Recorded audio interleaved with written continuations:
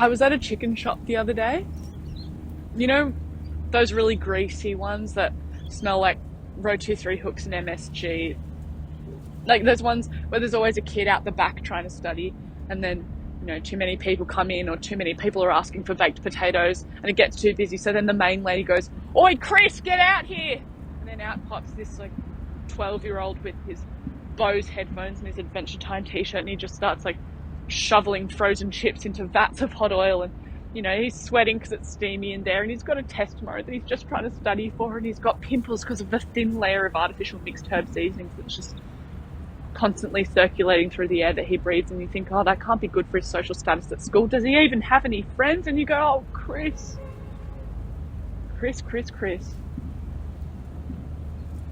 You can have all the potato cakes you want. That's awesome. So anyway, I was in one of those chicken shops, and I was talking to this lady at the counter. And anyway, I guess I must have been feeling a little bit down that day, because I looked at the lady and I said,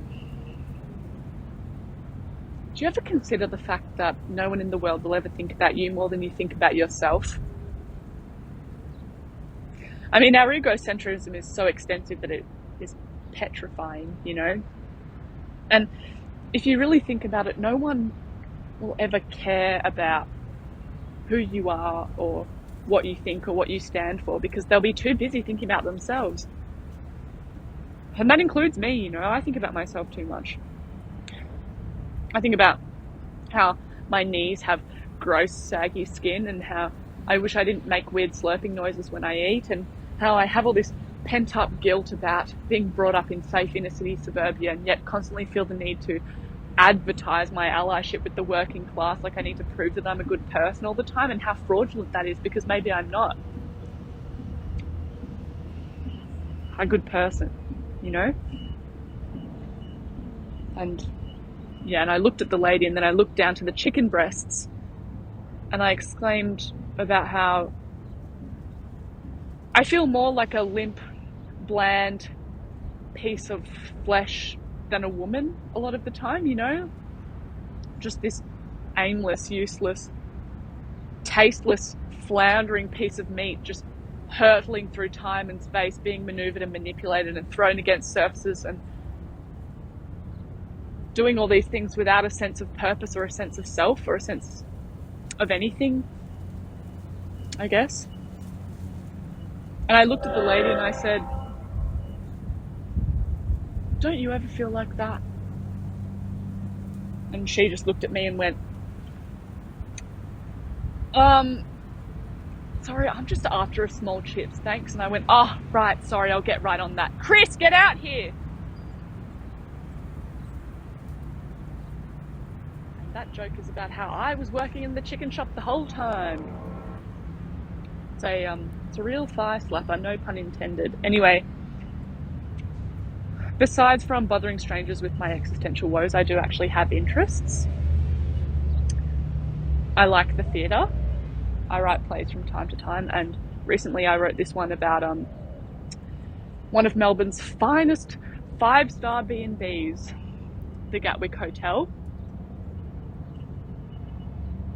It's had only 29 infestations of known insect species in the past month, and 4 of the unknown ones. So it's a real melting pot, But anyway, I stayed there for a few nights, and I met some interesting people, saw some interesting things.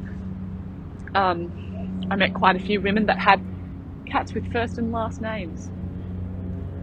One of them was this lovely lady called Maureen, who had a cat called Rosie O'Grady.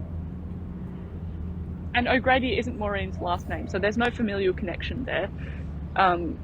So then I guess that implies that the cat or the pet is either your roommate or your partner. So then I guess the only things that you guys can talk about would either be whose turn it is to buy spray and wipe, or the fact that you're not intimate with each other anymore. Yeah, I don't know. I just think that the idea of giving pets last names makes them seem a lot more esteemed and proper than they really are, as if they don't spend all day licking up pieces of fallen food from the floor and then like getting shocked by their own reflections in the mirror, you know? There is something about cats in particular though, because I really do think that if cats were humans, we just would never let them in our homes. Like, a cat is the type of guest you don't want. They won't eat any of the food you offer them. They leave their hair everywhere, and then when you try and make conversation with them, they just turn around and flash their asshole at you. It's like, okay, sorry, I won't even try then, you know? I know that in certain countries people used to eat cats, which I don't necessarily condone, you know, I'm not saying that, but I mean, judging by the amount of time they spend licking themselves, you know, they must be pretty damn tasty, that's all I'm saying. Maybe don't knock it till you tried it, I don't know. But yeah, I met a lot of other interesting people at the B&B. I met a lot of junkies. And look, I don't want to offend anyone by saying this, but here's the truth about junkies. There's always a big one and a little one, and that's the hard and fast rule. And it's true, and I know that it's true because I have never seen two big ones. Maybe I've seen two little ones, but that's only because the little ones are about to duel or they're discussing a trade between their big ones. And also, if you look closely, the big ones are definitely there.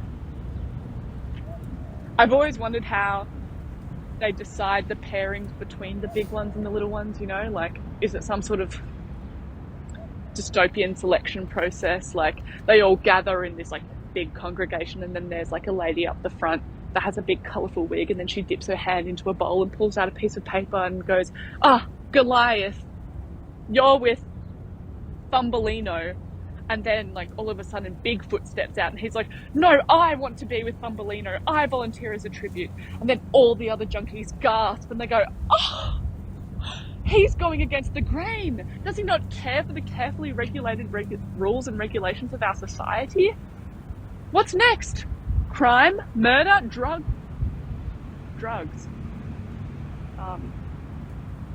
Yeah, maybe. I think they've already done that one.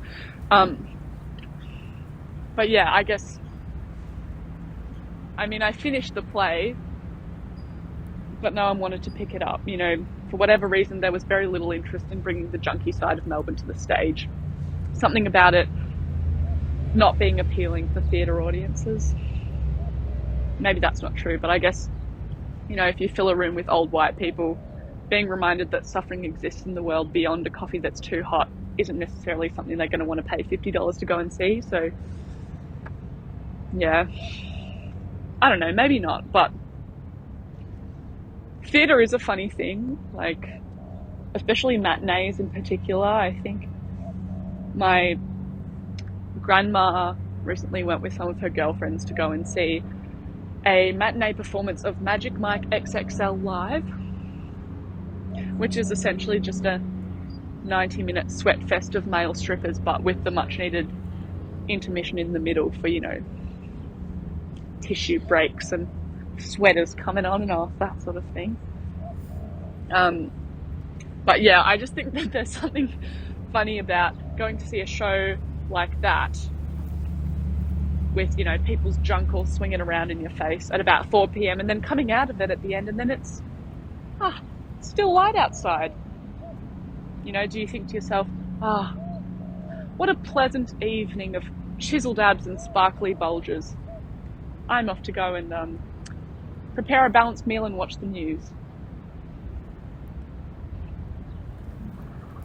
I don't know, I think theatre is probably one of the reasons why I don't fit in a lot of places, because I spend so much time reading and watching plays. I don't do it because I enjoy it though. I mean, last Christmas I watched 17 stage productions of A Christmas Carol in a row. So admittedly there is a masochistic element to it. It was awful. I sat there for hours watching different troupes come in and do the same shitty job. since when was Scrooge an 8-year-old with a fake nose, you know? It makes it really difficult to distinguish him from Tiny Tim. Yeah, I also find that my perceptions of things get warped by the over dramatization of everything that happens in theatre too, and it seeps into everything I do, you know, like cooking, cleaning, dating. The other night I did overcook some green beans at dinner, and the tragedy of that failure led me to just tie all their horrible, horrible fibrous bean strings into, like, you know, a big long noose, and then just strangle myself a little bit though. And then after that I did eat one, and then one of the bean strings got stuck between my teeth, and then I actually did just have to end it all. Yeah, it was unbearable. But dating is hard though. I've always found it hard, and I've been on so many dates, and in retrospect they've all just been the same, you know. A skinny guy with a smelly t-shirt and a big Adam's apple. Single bed, crusty bed sheets. No, sorry, not sheets, just a sleeping bag on top of a mattress for some reason. I recently went on a date with this guy whose first red flag was him immediately stating, yeah, I've got a pretty sarcastic sense of humour. Which is already just such a questionable way to kick things off, you know. And then he proceeded to ask me what my stance was on philosophy. So I'm going, oh, okay, well, I know a little bit about Aristotelian ethics, but I don't. And he goes, oh, well, my personal philosophy is that I just think that people should be able to do whatever they want. And I thought, oh, that isn't really a philosophy. That just sounds like a grade 5 debating topic between the blue team and the yellow team, you know. And also it doesn't make any sense, like bullshit that people should be able to do whatever they want. I mean, you know, you wait at the traffic lights before you cross the road. When you join a queue, you stand at the end of it. You don't kill people because you feel like it. There are rules for a reason a lot of the time, and this bloke benefited from them, you know. Centrelink paid his rent, he was still on his parents' health insurance card, he was a trust fund kid, and that's fine, but, you know, everyone's freedom is marginal and circumscribed to a point. A lot of his freedom was steeped in privilege, just like a lot of mine is. I mean, we're lucky enough to be able to choose things like where we live, what we eat for breakfast, what clothes we wear, what thoughts we have. If you benefit from the regulations, you can kind of already do whatever the fuck you want. But if everyone did do whatever the fuck they wanted, then we just live in chaos. So I said to him, oh, so you want anarchy? And he's like, oh no, I just think people should be free. And I went, wow, that is really profound. And he went, are you being sarcastic? And I was like, no. And he goes, oh, good, because I can't really tell. So much for having a good sense of sarcasm. We didn't see each other again after that. Admittedly, it was probably my fault for sticking around on that date for so long. When we parted ways at the end of it, he made sure to tell me that the fact that I had a cartilage piercing on the lesbian ear was really grave. So I think I dodged a bullet with that one. I find talking about art with other artists really difficult too. Like I went on another date with this guy who was an artist, and we went to a gallery and we didn't say a word to each other the whole time. Come the end, I go, you know, really liked the black and white photographs in the second exhibit. He goes, I thought they were really derivative actually. And I go, okay, well I like the sculpture in the first exhibit. And he goes, I thought that was ripping off Fiona Hall. What did you think of the black pebble? What did I think of a single black pebble in the center of the room? I told him, the black pebble, I thought that was trash. What the fuck was that? And he goes, oh, I thought it had marvelous negative capability, very textural. And I thought everything else was just uninspired plagiarism. Yeah. Okay, in the era of postmodernism where remakes are standard, art that inspires or resembles other art is uninspired or a rip-off. I mean, sure, like, everyone's got a bloody Super 8 filter on their phones these days, pining for the nostalgia of a past time they might not have even been alive to experience, you know? I don't know, I shouldn't really make fun of artists. I myself am an artist, supposedly. And trust me, I am fully aware of how meaningless everything I do is, you know? I come up here, talk about how I had a shitty day, go home, wake up, have another shitty day. It's a perpetual lucrative scam. And I wouldn't change it for the world. Oh. Yeah, I think I've always been aware of the meaninglessness of life. I was born a pessimist. My mother will tell you that my first words were, oh, that's fucking nonsense. It's true though. Reality is petty and we are too, and it's cruel, but we can pretend, we can create illusions to distract ourselves from the futility, and that's enough to sustain us. It's the reason why I'm here, it's the reason why you're there, listening to what I'm saying.